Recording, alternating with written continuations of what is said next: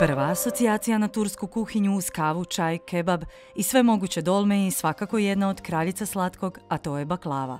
A kako se ta baklava radi i koja je njezina povijest, doznali smo u najstarijoj i najuglednijoj manufakturi u Istanbulu, iza koje stoji obitelj koja iz generacije u generaciju proizvodi ovu senzacionalnu slasticu. First of all, the baklava is a very old thing, but as today's baklava, it's new. The baklava filo dough comes from Central Asia. The Turks were doing this filo dough for even in the 11th century, but they were not making any sweets with it. So they were trying to make a bread on top of each other, making the layers on top of each other. And when they brought it to Anatolia, when they were migrating, so they met with Islam on the way. And the Islam religion and also this Anatolian side and the Middle East, they had been consuming sugar a lot, especially with the honey. So this is the combination of honey in the old times and the filo dough. It started to become like a baklava, today's baklava. In the Ottoman Empire time, in the palace, since it's the capital of the empire, Istanbul was very important of making baklava because they were taking many ingredients from all around the empire. Today we know that they have been eating baklava for many centuries, even in the palace. So we have many recipes from there, and also we know on what occasions they were making baklava. When it comes to our family, in 1800s, Gaziantep was a very small city connected to Halebo, and they were both Ottoman Empire soil back then, and they were started to make baklava in there.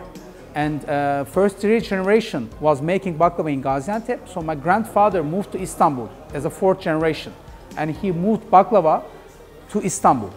In Istanbul people knew baklava before, but in the World War I, the culture was lost because there were no flour even to make a bread in the wartime.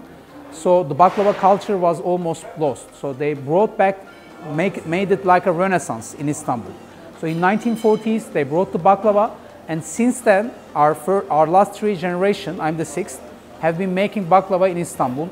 Historically, I can say that there was someone, Evliya Çelebi, was a traveler in the 15th centuries, 15th and 16th centuries.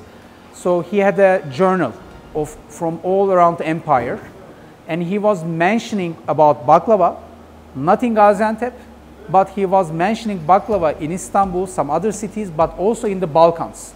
So he was telling that he ate baklava where today is the Croatia, Serbia, and Kosovo. So the Balkan type of baklava is something very old, even older than some cities of Turkey. So Balkan people, the Croatians, also have deep roots with baklava.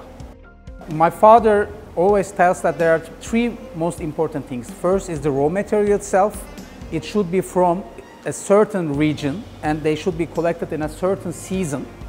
That's one thing. And the other is to make with competitive masters. So the masters should be masters. So that's why we raise our own masters. We don't take from outsiders, and we start at the young age, and we take them as apprentices, and so that's how they become more masters like this. And the third thing, the third most important thing, is that the boss himself should be also a master. I was born in this job. This is from father to son or father to daughter job in Turkey as a family business. So when I was a kid, I was just walking around, doing nothing, just helping people, helping to wrap some boxes and start making baklava. So I don't remember when I even started my job. So even when I was at the school, even at the university, I was already coming here. So my whole life has been here. But after my master program, I have been here constantly. So I'm doing the same thing to my daughters. So they just started walking around here at the age of 3 and 6. And if they want, of course, they will be also a baklava master. Moram reći da sam stvarno zadovoljan i sretan što sam tu u Istanbulu. Imali smo 3 prekrasna dana, domaćini su se stvarno potrudili, pokazali su nam, mislim, neke stvari koje su najbolje iz njihove tradicije, a također smo vidjeli i stvari koje oni danas interpretiraju na moderan način i drugačije. Ono što mi se sviđa kod Turske, i to uvijek naglašavam, je to što je to i dalje država koja potiče zanatstvo i koja čuva zanatstvo.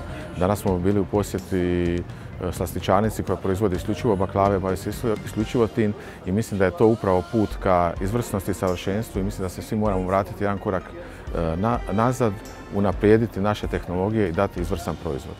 Namirnica je ključ. Bez dobre namirnice nema dobrog jela i ono što je na kraju najbitnija stvar, nema dobrog okusa. Okus je kralj kuhinje, to uvijek govorim, a ne možemo dobiti okus ako nemamo vrhunsku namirnicu. Ono što je naš je posao da tu vrhunsku namirnicu uz šta minimalnije obrade poslužimo ljudima u top kondiciji.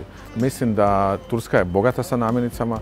Ja kažem uvijek da je Hrvatska butik zemlja jer je stvarno obilje raznovrsnim namirnicama, ali smo definitivno limitirani. I ono što moramo početi raditi, moramo početi, opet to je kliše, poštovati sezonu, vratiti se u sezonalnost, a neke namirnice koje su nam dostupne cijelu godinu, moramo ih kuhati kroz cijelu godinu i moramo paziti na njihove promjene i sa različitim tehnikama je dati u šta boljem obliku. Jer definitivno mislim da danas dolazi vrijeme gdje je u stvari manje više. Ono što mislim da je jako bitno i što je uvijek meni inspiracija, ja kažem da smo mi bogati jer možemo ravnopravno koristiti kuhinju Venecije, kuhinju Turske, kuhinju Austro-Ugarske. To je upravo bogatstvo Republike Hrvatske. Ja sam stvarno iznimno zadovoljan i mogu reći na neki način ponosan što je Metro, koji je jedan veliki dobavljač, shvatio koliko je bitna izvrsnost i koliko je bitna kvaliteta namirnice. Šta sam primijetio u zadnjih par godina, Metro se stvarno iznimno trudi da pronađe izvrsnu namirnicu i da u šta kraćem roku tu iznimnu namirnicu dostavi do naših vrata. Težiti izvrsnosti u gastronomiji kao i u svakom poslu jedini je pravi put koji vodi onome što se naziva i što jest vrhunsko i unikatno.